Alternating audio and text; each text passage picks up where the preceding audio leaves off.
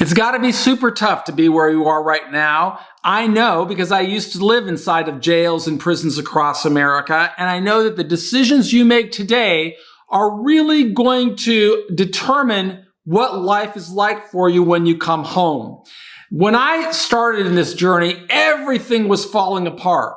You've read about that in the Earning Freedom portion of the book, where through the course, if you've been reading the book, you know how the beginning of the story really starts on a downward spiral. I mean, I felt like I was losing everything. I still remember it's been, I don't even know how many years it's been since the day of my arrest, but I got arrested on August the 11th, 1987.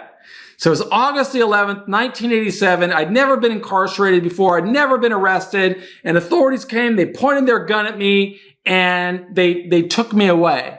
And I was facing this sentence of life without the possibility of parole, but I had no idea what it meant.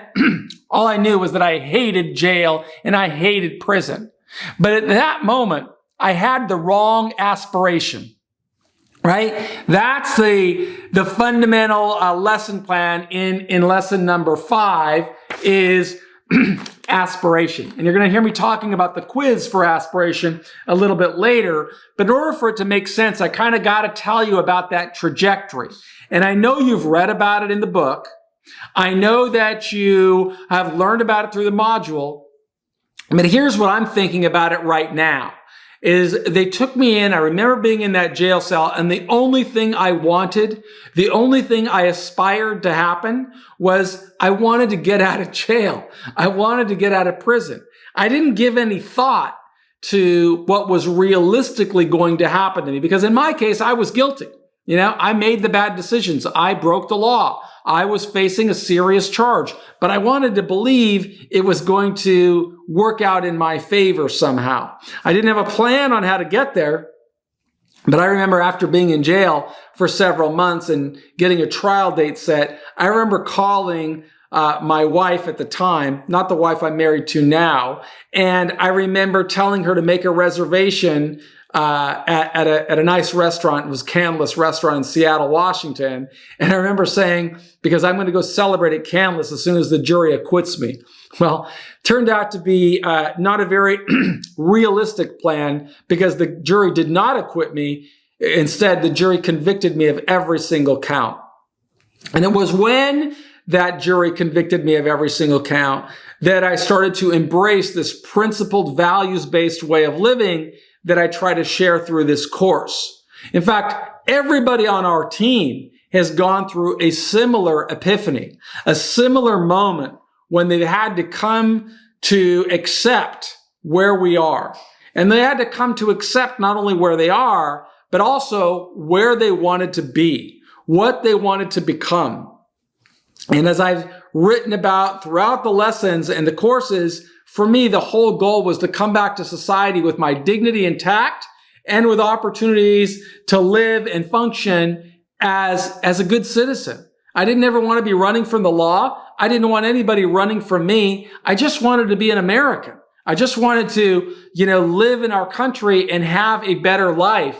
And I had to figure out how to do that. But it was hard. It was hard for me, just like it's hard for you. It's hard because you're separated from the people you love and the people who love you. But to the extent you can find a way, you still have to maintain that hope. You still have to maintain that positive outlook, even while things are falling apart all around you.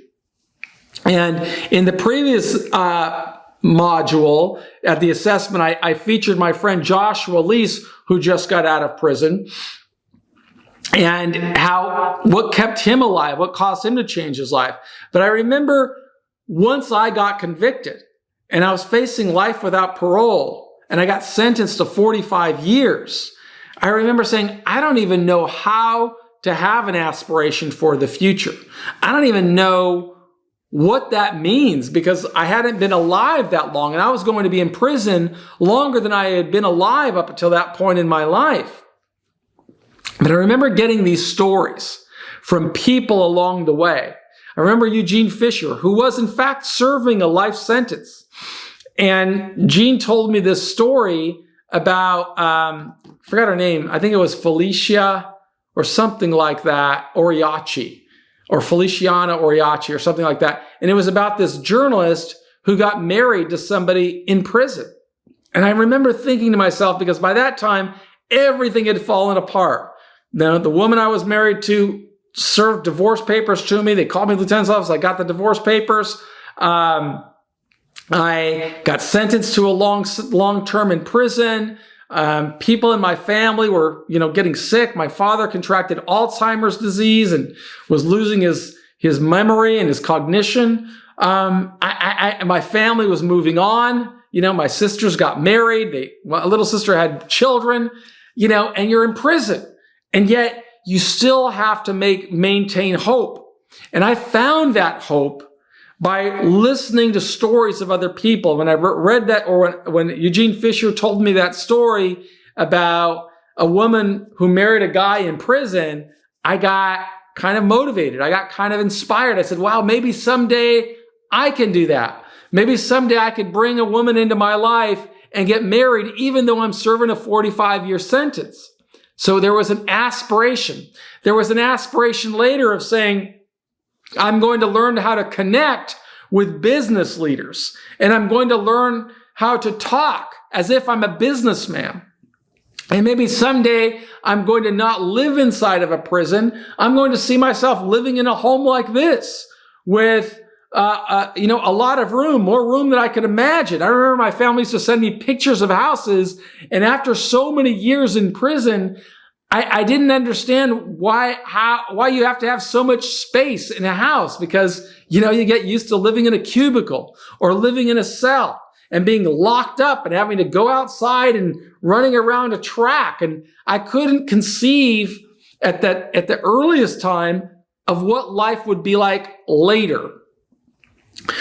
But then I learned how to develop that aspiration and how to develop this mindset of where I would see myself in the future, would see myself not wearing a prison uniform, but wearing clothes that I wanted to wear. I started to see the friends that I would want to have. I started to see the business that I would build. And because I had that aspiration, I had hope.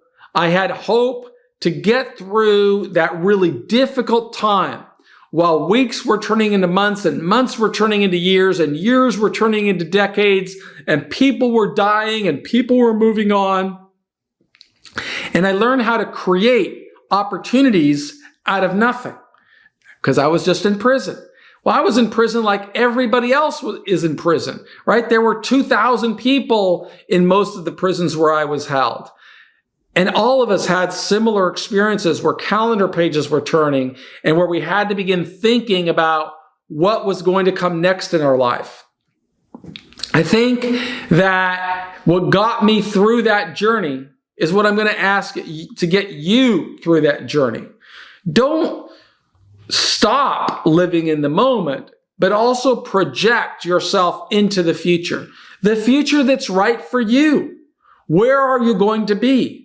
What are you going to do? How are you going to earn an income? How much income are you going to earn? What will that income do for you? The more you think about that, the more that should feed your aspiration. And then in the future modules, we'll tell you why that's so important. But I remember when I was thinking about these concepts, I've been saying, geez, if I don't do something while I am in prison, by the time I get out of here, the only thing I'm going to know is how to live in prison. And that's not what I want to learn. I didn't ever want to learn how to live in prison. I didn't ever want to talk as if I'd been in prison my whole life. So I would refuse to use language that didn't align with my aspiration. Like I would never use the word homie. I would never say, yeah, my homie. I would never say that because I didn't believe that my aspiration of becoming a businessman, that would align. So I wouldn't use that language. I would never call my wife, or if I had a girlfriend in there, I would never use the word my old lady because I didn't think that the women I wanted to be with would appreciate me calling them my old lady. That might not be the case for other people. We all choose our path. But every decision we make should align with what we aspire to become. If I referred to my wife as my old lady, I don't think some of the business partners that do business with me would give me credit. Now, some might say, hey, that's who I am and I'm never going to change who I am, and that's fine. But own what comes with that decision. Because what comes with that decision a lot of times is a pathway of struggle, a pathway of unemployment, a pathway of not getting credit, a pathway of not being able to do business. If you want to be successful in your life, you've got to determine, how am I going to dress? How am I going to talk? What friends am I going to choose? What business am I going to get into? What is the relationship between the business that I choose and the money that I'm going to earn? What's going to happen if a pandemic hits? How will my income change? What's going to happen if, I get sick? What's going to happen if the economy changes? All of these are factors that we have to consider when we are architecting our pathway to the life we want to lead. And I want you to be thinking about that, because every decision you make relates to what you're going to become. And I hope you're learning that through this course, Preparing for Success After Prison. But these assessments are really I use to kind of teach you how I would have taken the quiz. So I will turn to the quiz that accompanies this course on aspiration. What is likely to follow for someone that aspires to adjust as a shot caller or a person of influence in prison? I know that everybody chooses their path. Maybe there's actually a movie out here on Netflix. It's called Shot Caller, and I watched it. And it's the story about this guy who's kind of a businessman who gets a bad decision, car accident. That car accident leads to a DWI and somebody dies. But because there was drinking involved, they look at it as a criminal offense and they charge him and they put him in jail for like 18 months or something. But while he's in jail for 18 months, he starts to adjust in the way of the prison. And that adjustment results in an 18-month sentence turning into a life sentence for the guy. Well, that's a sad story. It's a story of a guy out here who's kind of a famous YouTuber who developed a big following, but he told the story of how he went to prison with like a 6-month sentence or a 1-year sentence, or maybe it was a 30-day sentence. But while he was in there, he shanked somebody, and as a result, he ended up serving 20 years in prison. Now he's a famous YouTuber, and sadly, he OD'd, and so now he's dead. But the moral of this story is we kind of create our own future. And we create our own future by the dreams that we have and our ability to develop a strategy that will advance us toward those dreams. So the answer to the quiz is, what is likely to follow for someone who aspires to adjust as a shot caller? Well, just consider the answers. An early release from prison? Probably not. An assignment to a preferred housing unit in prison?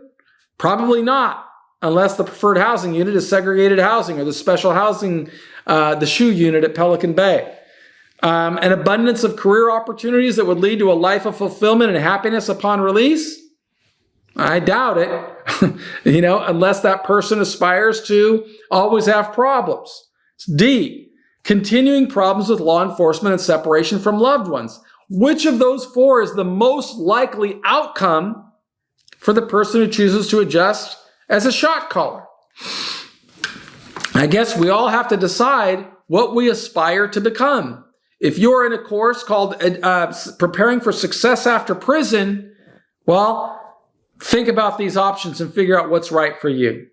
Number 2, what does the statement, the best way to serve time in prison is to forget about the world outside and to focus on time in prison, say about an aspiration?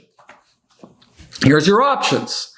Such a statement shows that a person aspires to emerge from prison with opportunities to return to society with job opportunities. Let's try that again. Such a statement shows that a person aspires to emerge from prison with opportunities to return to society with job opportunities. Really? If you're going to say the best way to serve time, I don't think so. That's not the answer I would choose. Such a statement shows that a person aspires to avoid further problems with law enforcement. I don't think so, right? If you're going to say you're going to forget about the world and focus on prison, you're kind of also saying, I know the problems I'm going to have in here, and I'll accept them. Here's another one. Such a statement shows that a person aspires to earn respect from law-abiding, contributing citizens that could ease his transition into society. I don't think so. Here we go. Such a statement shows that a person aspires to earn respect from other people in prison. Yes. If you are making statements that the best way to serve time is to forget about the world outside, that means what you really want is you want the people in prison to see you as something. It doesn't show that you're trying to build a relationship with the kind of people that will invest in you. Here's a question. What did Seth Ferranti do while serving a 25-year prison term? I told you, so you watched the video about Seth Ferranti. If you didn't, it's part of this module. Seth earned a GED, an associate degree, and a bachelor's degree, and a master's degree, all while serving a 25-year sentence. Seth controlled the card table.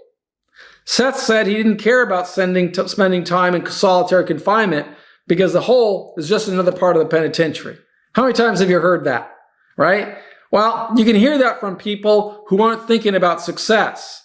The right answer here is Seth earned a GED, he earned an associate's degree, he earned a bachelor's degree, and he earned a master's degree in prison. And if you want to succeed, think about how the decisions you are pursuing are advancing you toward the aspiration you have for your life. Here's number 4. What does the word aspiration even mean? Here's the options. A strong desire to achieve something great.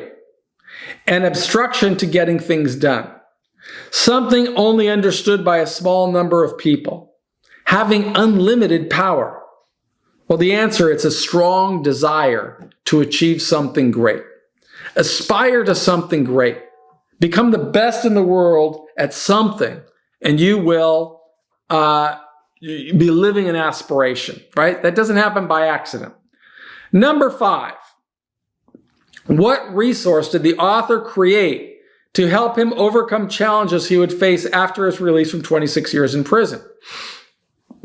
He wrote a book of excuses on why he didn't have a work history. That was one option. 2, he would ask people to give him financial resources so they could get started after release. 3, he would have a solid record to convince others that he lived a values-based, goal-oriented life, and that record would help him build alliances with people that would help him. Or 4, he would explain the reasons why he adjusted in prison the way that other people told him to adjust. Well, the answer is C. He would have a solid record. That was really influential in getting people to provide income opportunities, to give me credit, to help me when I faced tough challenges.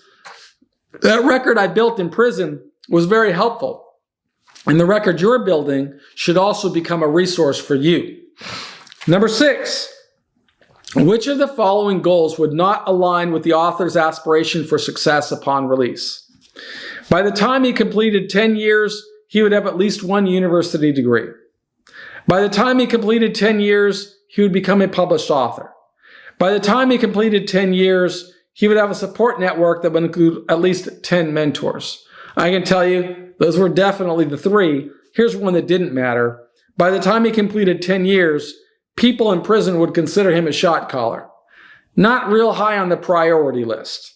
Where do you want to be successful? In prison or in society? Your aspirations should reflect what you want to become. Number 7, what does the word labyrinth mean? It's an unobstructed view in all directions. 2, it means a dishonest person. 3, it means unconcerned with serious matters. Or 4, it's something extremely complex or full of intricate pathways. Well, the answer is 4. You're in a bit of a labyrinth right now.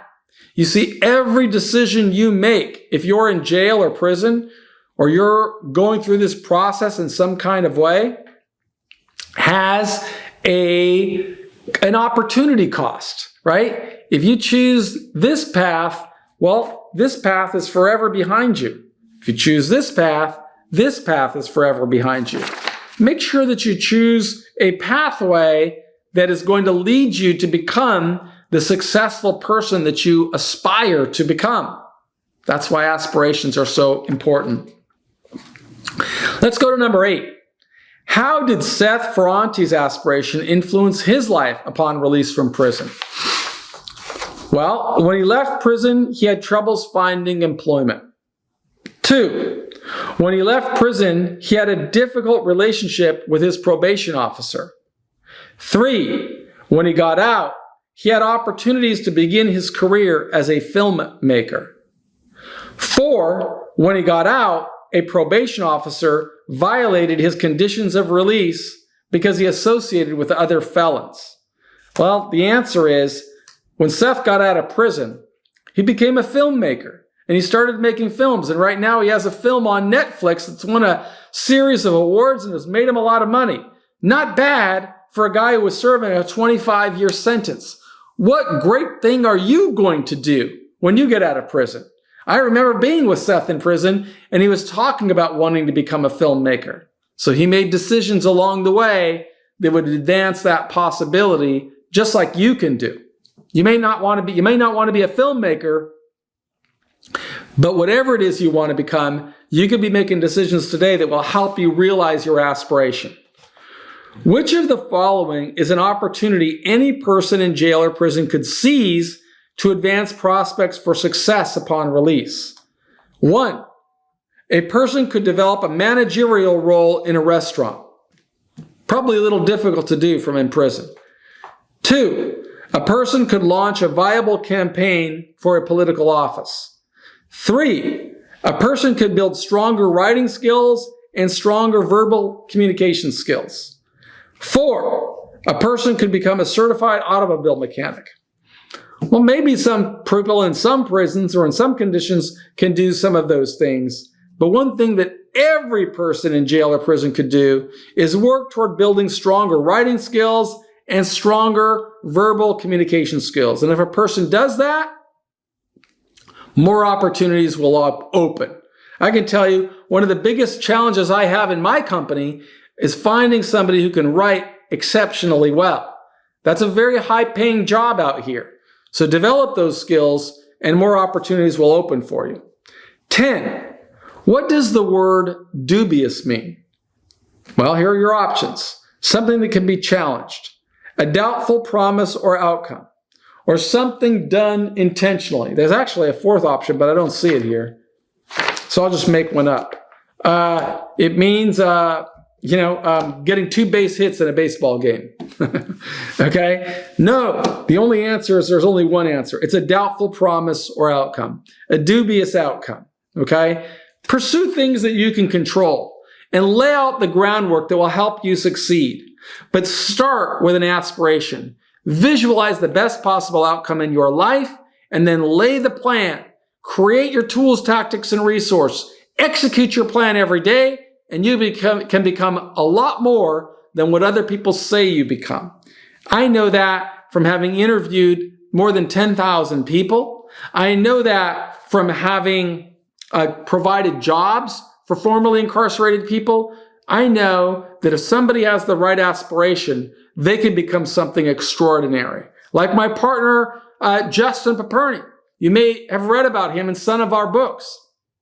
Justin started out his life with a lot of opportunities, made a bad decision, went to prison. His life could have very easily fallen apart. He got out of prison during the recession, worst economic climate in our lifetime, and yet now he leads a company that's done millions of dollars in revenues, and he earns a pretty good living.